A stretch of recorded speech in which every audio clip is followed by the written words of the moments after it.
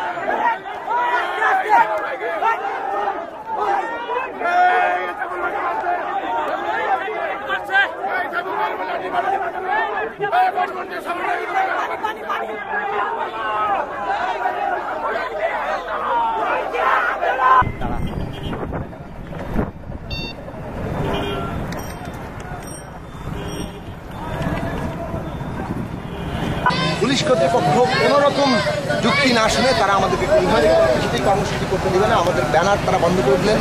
আমরা হেঁটে আসছি, তার উপরে লাঠিচার্জ করলেন। আমাদের কেন্দ্রীয় সমন্বয়ক সাইফুলকে তারা আহত করেছেন এবং আমাদের অসংখ্য নেতাকর্মী আহত হয়েছে। আমি নিজেও ধাক্কাধাক্কিতে আহত